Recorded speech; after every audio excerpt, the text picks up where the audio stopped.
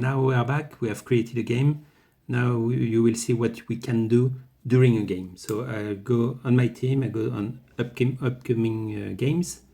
I select my game and start the game. So I'm on the tablet mode, so I switch my tablet.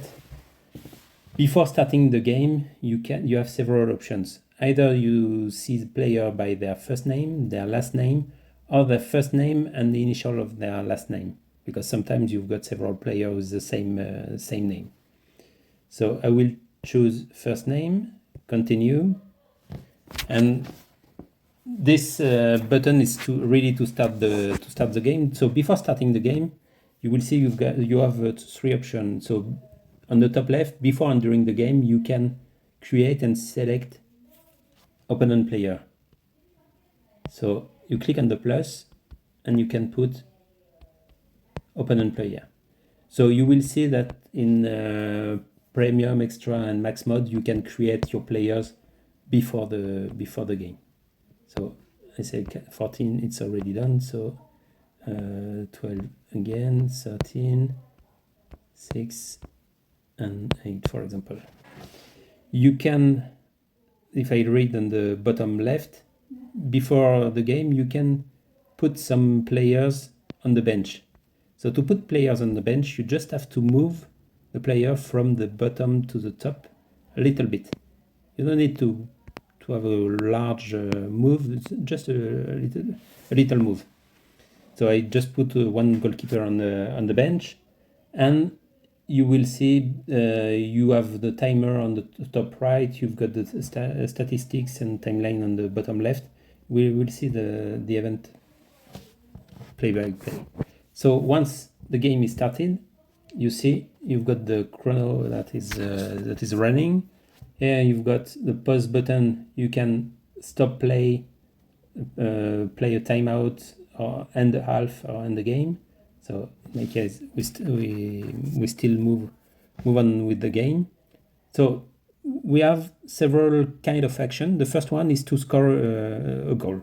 So to score a goal, if it's my team, I select one player, where the shoot come from, where is the impact, and you've got the result, goal or save. So for example, it's a goal.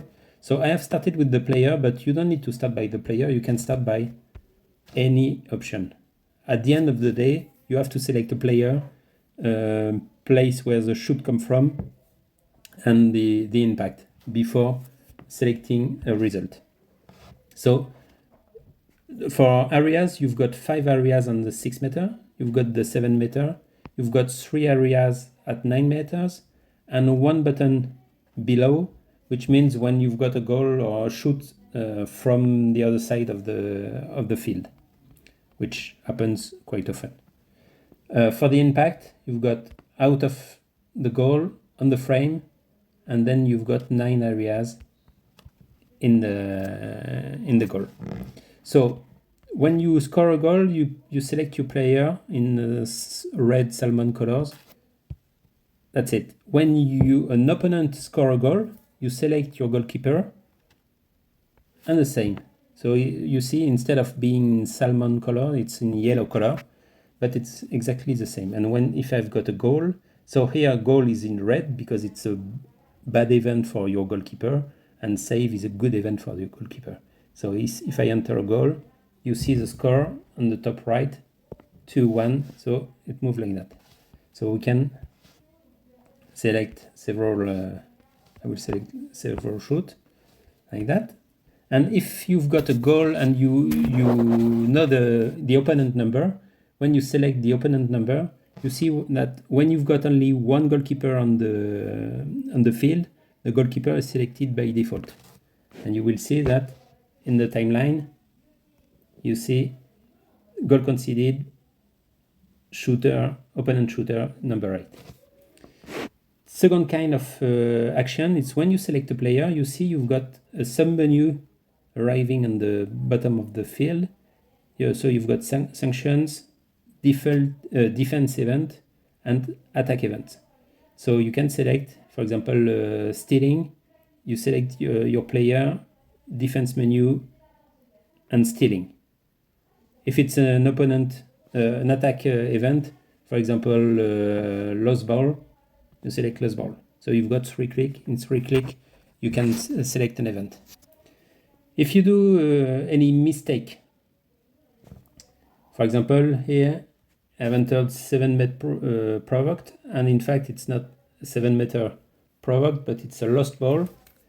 You can click, you see next to the event you've got like a pen.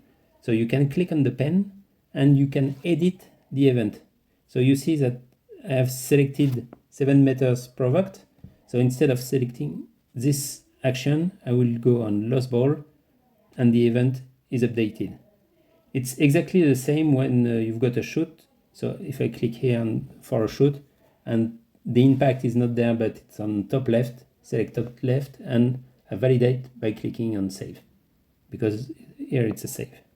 So these are the main actions that you can then you can operate. So we have seen how to edit, but you can delete an event. So if you click on the right of the event, you've got a bin. You see when you click on the bin, you've got another bin that appears, so you have to click twice to delete the event. So this is the way you enter and delete events. And once you've got several shoots, you are interested to see some statistics. So you click on statistics. So you see you go from one menu to another one.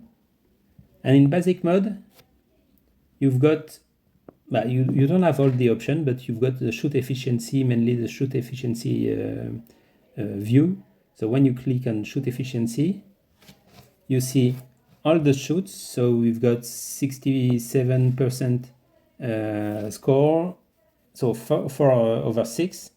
But if you are interested to see player by player, you can select. So here, number 5.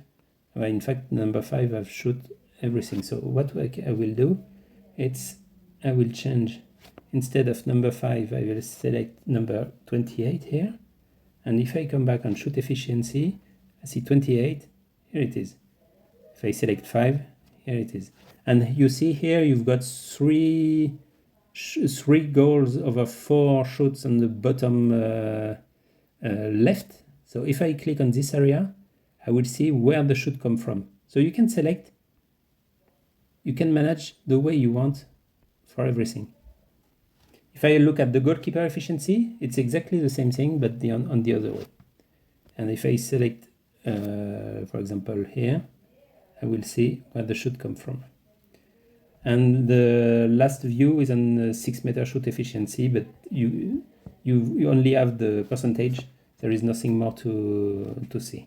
So game synthesis, team synthesis, timeline, opponent efficiency, player activity, score, playing time. These are menus that you can have access once you are in a premium plan.